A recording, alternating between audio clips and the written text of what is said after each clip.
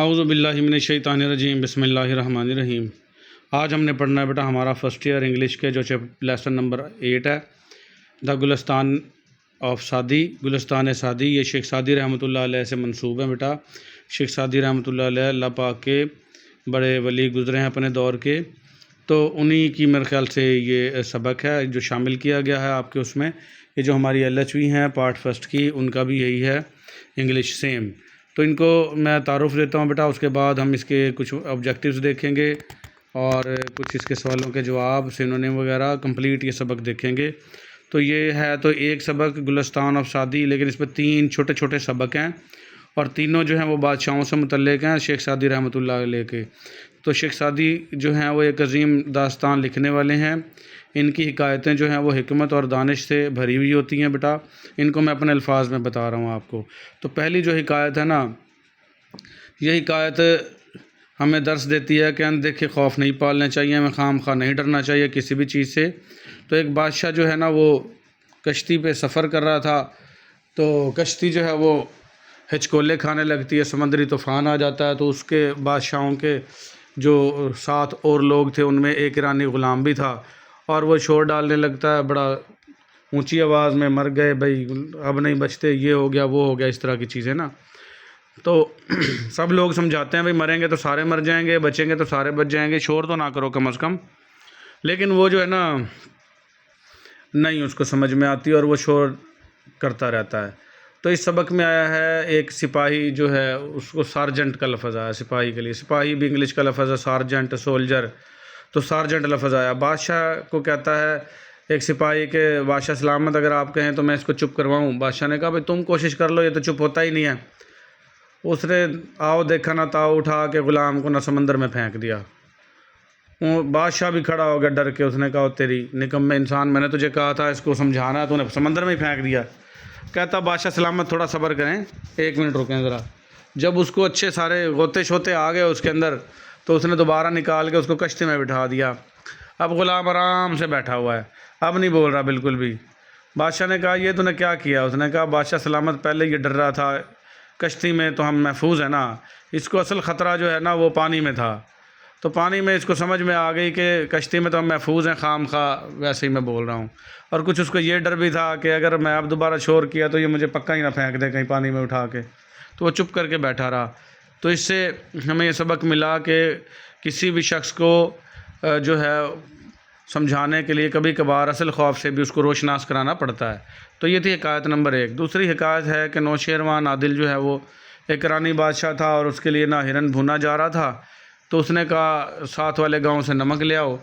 तो उसका जो ग़ुलाम है वो नमक लेके आया। तो बादशाह ने आते ही पूछा बादशाह भाई इसके पैसे दे के आए और नमक के?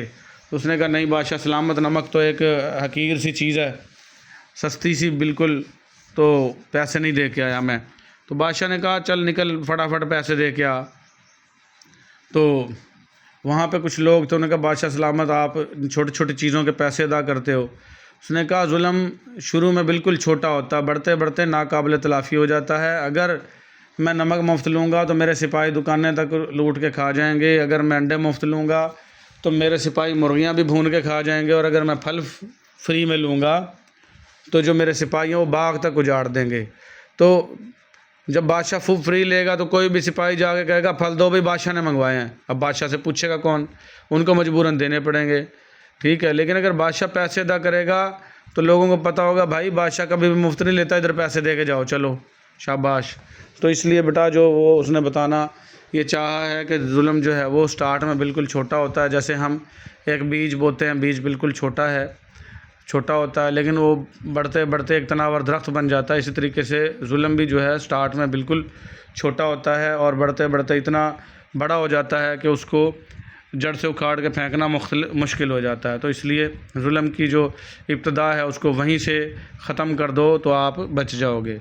फिर तीसरी हिकायत है कि एक बादशाह बीमार हो जाता है और उसका पित्ता ख़राब हो जाता है।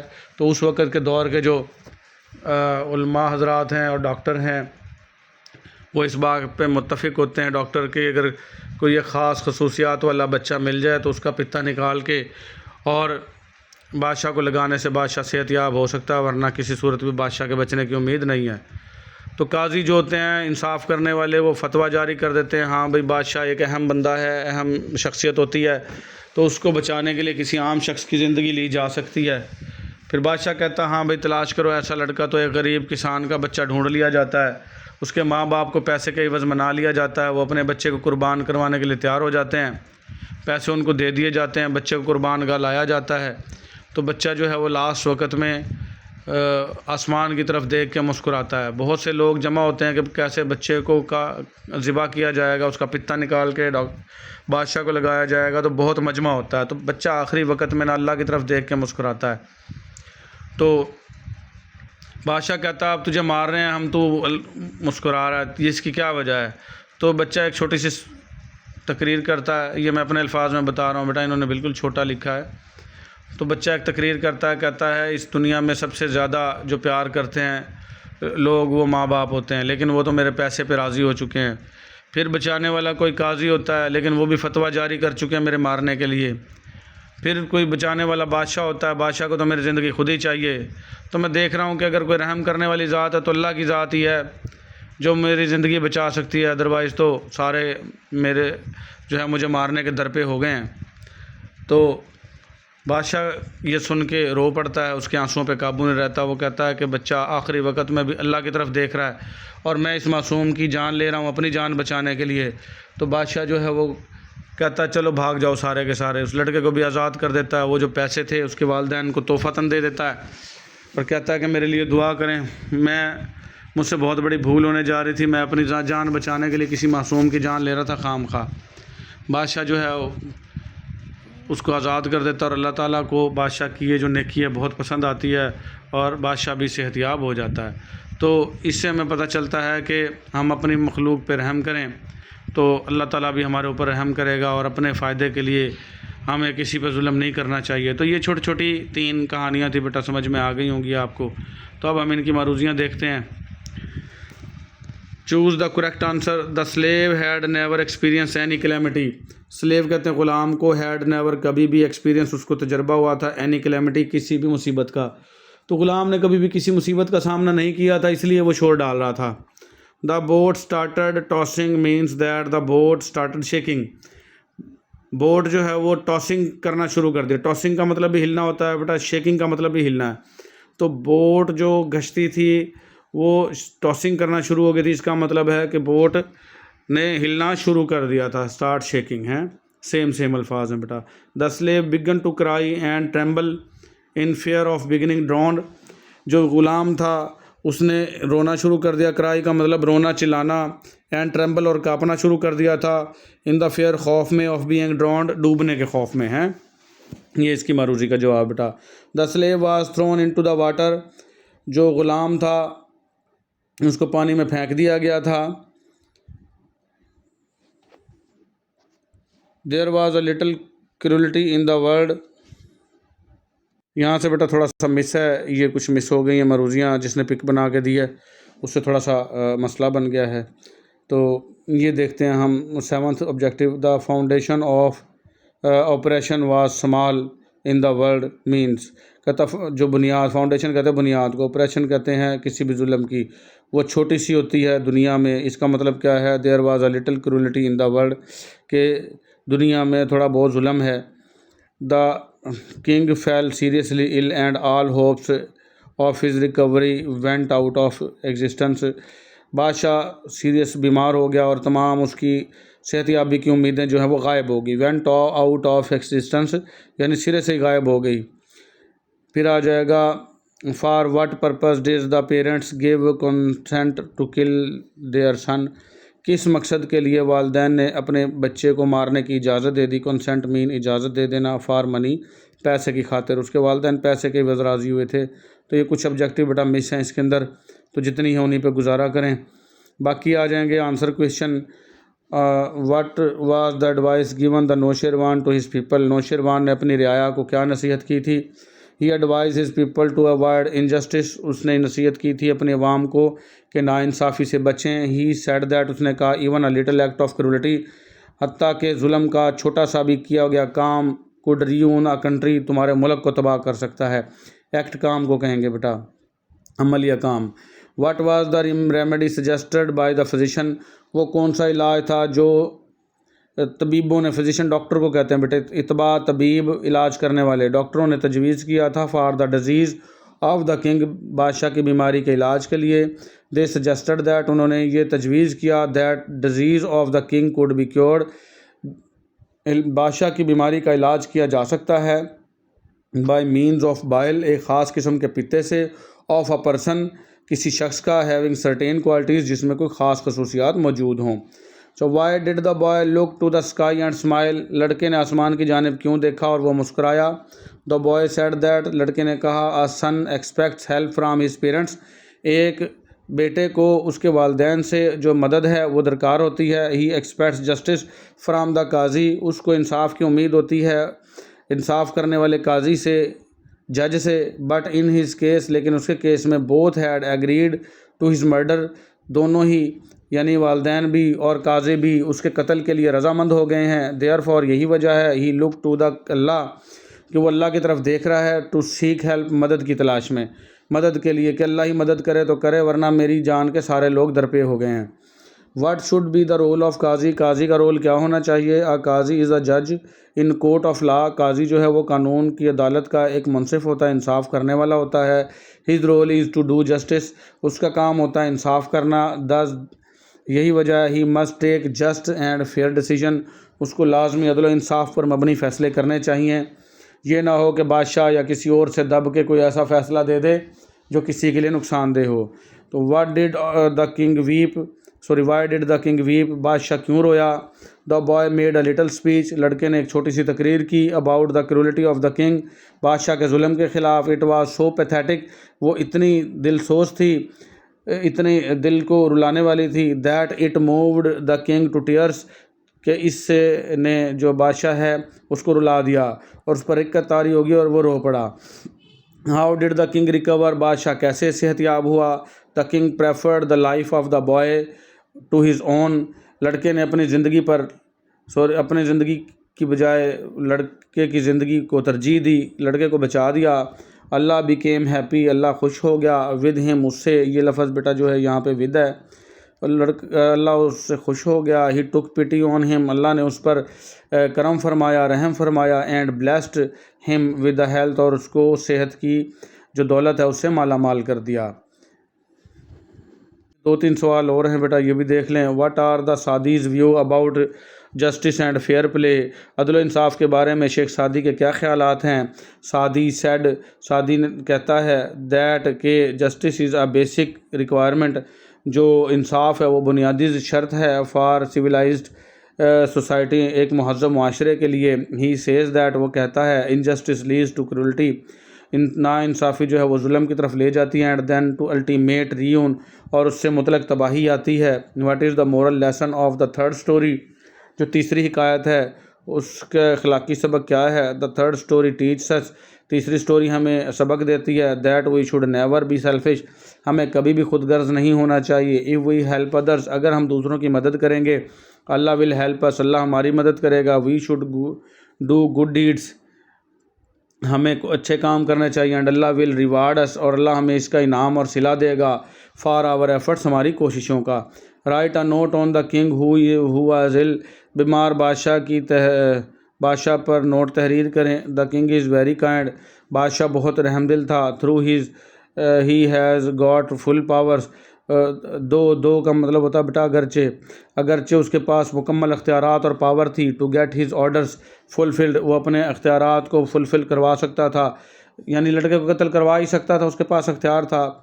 ही सेव्स द बॉयज़ लाइफ, लेकिन फिर भी उसने लड़के की ज़िंदगी बचा दी। He prefers the boy's life, उसने लड़के की ज़िंदगी को तरजीह दी टू हिज ओन, अपनी ज़िंदगी के बजाय। Write a note on the boy, लड़के के ऊपर नोट लिखें। The boy is very wise, लड़का बहुत ज़हीन था। एंड क्लेवर, और होशियार था। He has firm faith in Allah, उसका अल्लाह पर बड़ा यकीन था। He is brave enough to smile on the verge of the death, वो इतना बहादुर था कि मौत के दहाने पर भी मुस्करा रहा था। ही नोज़, वो जानता था, हाउ टू इम्प्रेस अदर्स, कि वो दूसरों को कैसे मुतासर कर सकता है। तो उसने ऐसी स्पीच दी, बादशाह को रुला कर रख दिया।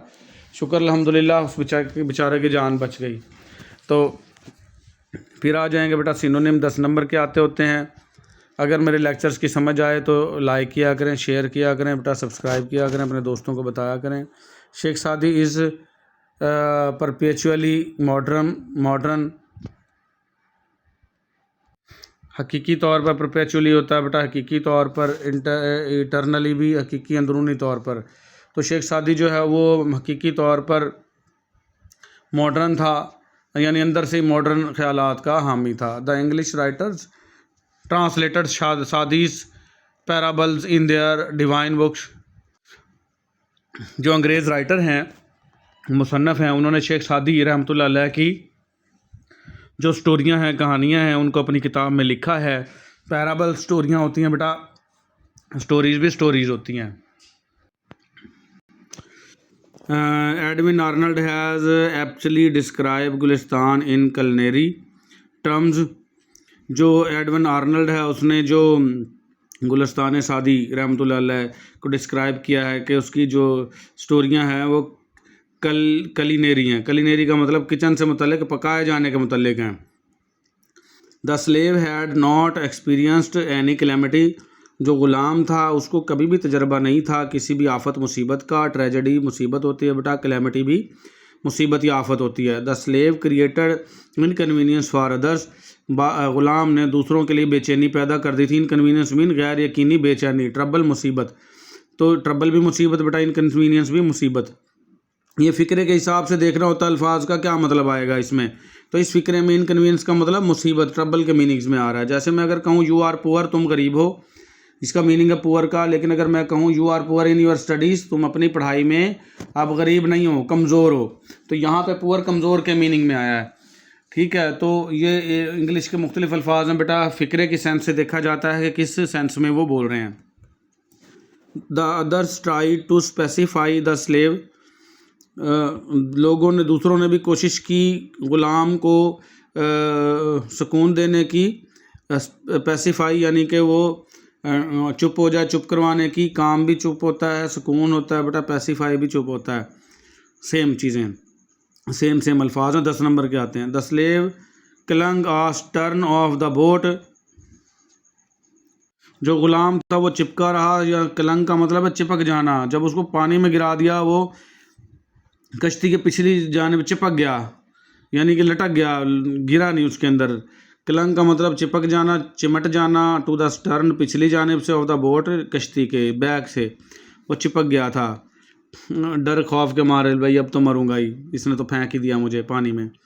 The king could not comprehend the wisdom in action of the sergeant.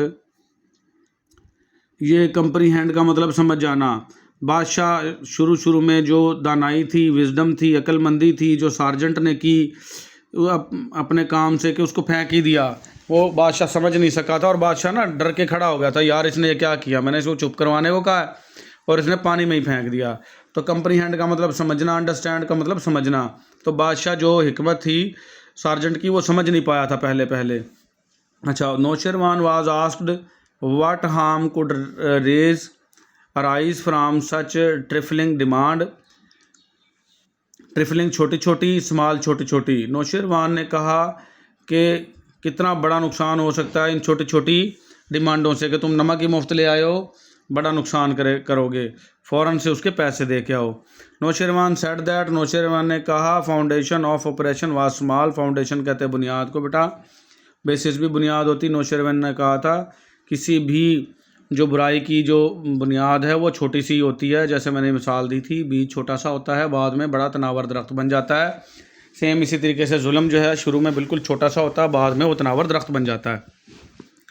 Nausherwan said that, Nausherwan ने कहा foundation of operation was small. Operation कहते हैं बेटा जुल्म को, क्रुएल्टी भी जुल्म हो गया। तो ये देखिए सेम वही मरूजी, एक बार फाउंडेशन को पूछ लिया, दूसरी बार ऑपरेशन को पूछ लिया उसने। Those who cause operation to reach its present magnitude were a fault. कहता जो किसी भी जुल्म को ये समझते हैं कि मौजूदा इसकी जो हैसियत क्या है, साइज़ क्या है, वो गलती पर होते हैं। मैग्नीट्यूड मतलब साइज़, साइज़ का मतलब भी साइज़, यानी कि नमक एक छोटी सी बात है, तो हम अगर ये सोच लें कोई नहीं नमक ही मुफ्त लिया है ना, तो जो चीज़ जुल्म के साइज़ को देखते हैं वो गलती पर होते हैं, जुल्म बढ़ते बढ़ते बहुत बड़ा हो जाएगा। A tyrant does not remain in the world, tyrant कहते हैं जालिम हुक्मरान को, बेटा डिक्टेटर भी जालिम हुक्मरान को कहते हैं। तो जालिम हुक्मरान हमेशा दुनिया में नहीं रहता, किसी भी वक्त उसको बुरा एंड होना ही होना। तो इसलिए नौशेरवान बादशाह ने कहा था जुल्म ना करो और ये नमक के पैसे दे के हो जाओ। The king could be cured, के बादशाह का इलाज हो गया by means of a bile, कि एक पत्ते लड़के के पित्ते से, of a person endued with a certain qualities, endued जिसमें जो रखता हो ख़ास क्वालिटीज़। तो बादशाह के पित्ते का इलाज होगा ऐसे शख्स के पित्ते से जो ख़ास क्वालिटीज़ रखता हो। इंड्यूडेड का मतलब उसमें मौजूद हो, रखता हो। हैविंग का मतलब भी रखता हो। जैसे कि आई हैव अ काओ, मेरे पास एक गाय है, यानी मैं गाय रखता हूँ। तो इंड्यूडेड का मतलब भी रखना, हैविंग का मतलब भी रखना। The king got the consent of the parents, consent कहते हैं बेटा इजाज़तनामा लेना। बादशाह ने इजाज़तनामा ले लिया था वालदैन से, ऑफ द बॉय बच्चे के, टू स्लाटर हिम के उसे ज़िबा कर दिया जाएगा। तो कंसेंट इजाज़तनामा, असेंट भी इजाज़तनामा। The executioner was order to slaughter the boy, executioner कहते हैं जो फैसला करने वाला होता है, जिसने आर्डर देना होता है, जिसने बच्चे को ज़िबा करवाना था उसने आर्डर दे दिया था कि बच्चे को जो है ज़िबा कर दो। स्लाटर का मतलब ज़िबा कर दो। तो ये एग्जीक्यूशनर का मतलब ज़िबा करवाने वाला और हेड्समैन वही ज़िबा करवाने वाला। ये सेम अल्फाज हैं बेटा, ये सारे सेम अल्फाज की ही हम फहरिस्त पढ़ रहे हैं। The parents of the boy agreed to shed his blood, वालदैन उसका खून बहाने के लिए तैयार हो गए थे। For the trash of this world, ये जो रिश्वत है इस दुनिया की, ये ट्रैश उसके मीनिंग में आया है बेटा रबिश। तो ये ट्रैश जो है बेटा ये बुरी बेकार चीज़ें कूड़ा क्रिकेट को कहते हैं, और रबिश भी बेकार कूड़ा क्रिकेट को कहते हैं। तो जो मनी है, दौलत है, वो यहाँ पे कूड़ा क्रिकेट के मीनिंग्स में दी है कि वालदैन अपने बच्चे का जो है वो कुर्बानी सिर्फ़ और सिर्फ दुनिया की बेकार रद्दी की चीज़ों की वजह से देने के लिए तैयार हो गए। पैसे की क्या हैसियत है ज़िंदगी के मुतल्लिक, ज़िंदगी बड़ी कीमती है, पैसे की क्या है, पैसा आना जाना है। The king thought to recover his health through the slaying of the boy, बादशाह ने सोचा कि वो रिकवर हो जाएगा, बच्चे को जो है वो स्ले करके यानी कि काट कर ज़िबा करवा के ठीक हो जाएगा। स्लेइंग का मतलब क्या होता है, मर्डर यानी कत्ल करवा के ठीक हो जाएगा। बादशाह ने भी पहले तो सोच ही लिया था ये। The boy found no other refuge, लड़का मिल गया बगैर किसी रुकावट के, देन अल्लाह अलमाइटी, सिर्फ़ और सिर्फ अल्लाह की पनाह से, अल्लाह की यानी कि हिफाजत के। लड़का मिल गया था, किसी की हिफाजत नहीं थी, सिर्फ अल्लाह की हिफाजत थी। रिफ्यूजी का मतलब होता है हिफाजत, शेल्टर, और शेल्टर भी हिफाजत होता है बेटा। लड़के की यानी कि हिफाजत अल्लाह के अलावा किसी ने भी नहीं की, यहाँ पे ये आ जाएगा। लड़के को यानी कि किसी की पनाह नहीं मिली अल्लाह के अलावा, यहाँ पनाह रिफ्यूजी पनाह, शेल्टर भी पनाह है बेटा। The executioner was ordered, executioner ने ऑर्डर दे दिया हेड्समैन ने, टू स्लाटर द बॉय के बच्चे को ज़िबा कर दो। स्लाटर का मतलब ज़िबा होना है, किल का मतलब मार देना, सेम मीनिंग है। Lest it should become a custom and the village be ruined, ये एक रिवाज बन जाएगा। कस्टम का मतलब रिवाज बन जाएगा और जो विलेज है वो तबाह हो जाएगा। रियून्ड का मतलब तबाह हो जाना, डिस्ट्रॉयड का मतलब भी तबाह हो जाना। तो उसने कहा था अगर नमक मुफ्त लोगे तो ये रिवाज बन जाएगा और आपका मुल्क जो है वो तबाह हो जाएगा। अच्छा, when the uneasiness lasted longer, lasted का मतलब रहना, कायम रहना, रिमेंड का मतलब भी कायम रहना।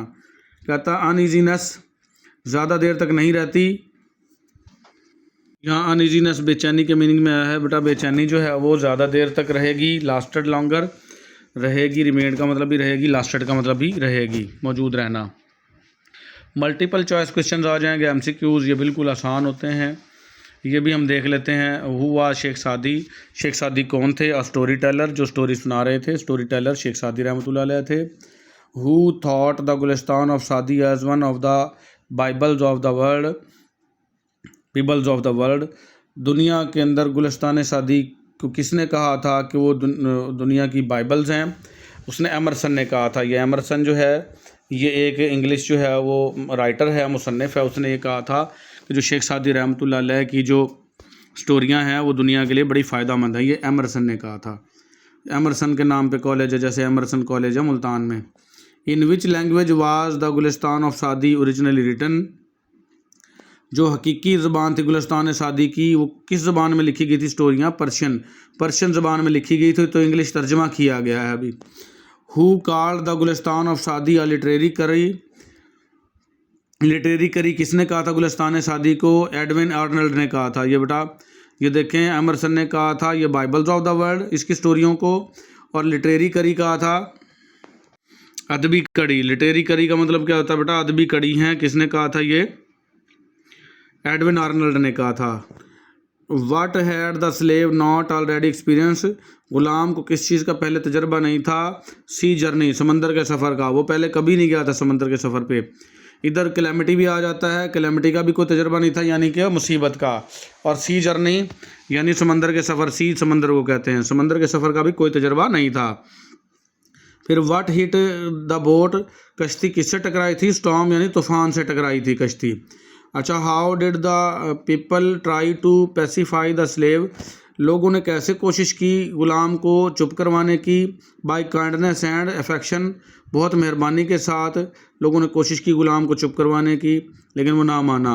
Who offered the quieten the slave? Quieten quiet से है बेटा चुप करवाना। किसने कहा कि वो चुप करवाएगा? किसने खुद ऑफ़र की बादशाह को कि बादशाह सलामत मैं इसको चुप करवा सकता हूँ गुलाम को? तो एक सार्जेंट ने कहा था, यानी सिपाही ने कहा था कि मैं इसको चुप करवा सकता हूँ बादशाह सलामत। To what did the slave cling? जब गुलाम फिर किससे चिपका रहा था? क्लिंग क्लंग क्लंग, वो दूसरी वहाँ पे दूसरी फार्म आई थी बेटा, चिमटा रहा था। द स्टर्न यानी बैक साइड से, कश्ती की बैक साइड से चिपटा रहा। उन्हें फेंक दिया ना, फिर भाग के तैर के थोड़ा सा और कश्ती की बैक साइड पे चिपक गया और चुप रहा फिर। अच्छा, what did the slave do when he was pulled back from the sea? फिर गुलाम ने क्या किया जब उसको दोबारा समंदर से बाहर निकाल दिया? ही सैट क्वाइट, वो बिल्कुल खामोश बैठ गया। सिट सैट सैट दूसरी बेटा फॉर्म लगी है कि वो खामोशी से बैठ गया, फिर ना वो चिल्लाया है। Who was Nausherwan? नौशेरवान कौन था? अ पर्शियन किंग, पर्शिया का बादशाह। या पर्शिया लिखा हुआ है बेटा, लेकिन स्टोरी में ईरानियन किंग लिखा हुआ है। ईरान का बादशाह था नौशेरवान, वहाँ देख लेना आप। For what was Nausherwan famous? Nausherwan किस वजह से मशहूर था? जस्टिस, इंसाफ की वजह से मशहूर था। ये मरूजियाँ बेटा बहुत ज़्यादा आई हैं। अच्छा, what was the being roasted for Nausherwan? Nausherwan के लिए क्या चीज़ भूनी जा रही थी? डियर यानी हिरन भुना जा रहा था। डियर हिरन को कहते हैं बेटा। रैबिट खरगोश होता है, बर्ड परिंदा होता है, गॉट बकरी होती है, तो इसमें सिर्फ डियर था। अच्छा, what was not found while a deer was being roasted for Nausherwan? क्या चीज़ नहीं मिली थी जब हिरन भुना जा रहा था नौशेरवान के लिए? साल्ट यानी नमक नहीं मिला था। नमक लेने नौशेरवान ने भेजा था उसको, जाओ साथ वाले गांव से नमक ले आओ। Who was sent to bring a salt? नमक लाने के लिए किसको भेजा गया था? अ बॉय, एक लड़के को भेजा गया था। What did Nausherwan ask the boy to do? Nausherwan ने क्या कहा उस लड़के को वो क्या करे? टू पे फॉर साल्ट, के नमक के पैसे दे के आए, चल जा भाग के पैसे दे के आ। ठीक है। What could cure the king according to the physician? डॉक्टरों के मुताबिक बादशाह का इलाज किस में है? अबाइल यानी कि एक पित्ते में है। वैसे बाइल तो पित्ते के अंदर जो रतूबत होती है उसको कहते हैं, पित्ते को तो इंग्लिश में कहते हैं बेटा गाल ब्लेडर, लेकिन यहाँ बाइल बार बार आ रहा है। गाल ब्लेडर के अंदर जो चीज़ होती है उसको बाइल कहते हैं। अच्छा, which boy was found endowed with certain qualities to cure the king? कौन सा लड़का था जिसको तलाश किया गया था जिसमें ख़ास क्वालिटियाँ थी बादशाह के इलाज के लिए? क्योर इलाज वो कहते हैं। अ सन ऑफ अ फार्मर, एक किसान के बेटे को तलाश किया गया था। Why did the qazi give his consent to kill the boy? जो काजी था, इंसाफ करने वाला जज था, उसने लड़के को मारने का फ़ैसला क्यों किया, क्यों फतवा जारी किया? For the health of the king, बादशाह की सेहत के लिए उसने कहा कि ये बादशाह बड़ा अहम एक शख्सियत होती है, उसको बचाने के लिए किसी आम बंदे की जान ली जा सकती है, उसने कहा था। अच्छा, what did the boy do when he was about to killed? लड़के ने क्या किया जब वो उसको मारा जा रहा था। ही स्माइल्ड, बच्चा मुस्कुराया, and look toward the sky, और उसने आसमान की तरफ देखा। अच्छा, Y did the boy smile while being killed, लड़का क्यों मुस्कुराया था जब उसको मारा जा रहा था। ही कंप्लेन टू गॉड, वो अल्लाह से शिकायत कर रहा था अगेंस्ट द किंग्स क्रुएल्टी, जो बादशाह है उसके जुल्म के ख़िलाफ़। अच्छा, how did the king react when the boy told the reason of his smiling, बादशाह ने क्या रिएक्ट किया जब लड़के ने अपने हंसने की वजह बताई। The king began to shed tears, बादशाह अपने आंसू गिराने लगा, यानी रोना शुरू हो गया था बादशाह। How did the king treat the boy in the end, आखिर में बादशाह का इलाज कैसे हुआ। The king kissed him and reward him, बादशाह ने उसको प्यार किया और उसको इनाम दिया, और उसको बादशाह भी जो है वो सेहतियाब हो गया। अच्छा, what happen to the king when he did not kill the boy, बादशाह के साथ क्या हुआ जब उसने लड़के को ना मारा। ही रिकवर्ड, बादशाह यानी सेहतियाब हो गया था। What is the moral lesson of the second tale, जो दूसरी स्टोरी थी, टेल थी, उसका अखलाकी सबक क्या था। जस्टिस इज़ ग्रेट वर्चू, जो इंसाफ है वो हकीकी नेकी है। उसका दूसरा जो सबक था उसका मोरल लेसन ये था, जिसमें नमक के पैसे देने के लिए बादशाह नौशेरवान ने लड़के को दोबारा भेजा। तो ये था बेटा आज का हमारा सबक, गुलिस्तान सादी अ फूलिश क्वैक, इंतहाई अहम और दिलचस्प और मज़ेदार किस्म का मज़ाहिया सबक अगले लेक्चर में पढ़ेंगे। आज के लिए इतना ही, अल्लाह हाफिज़।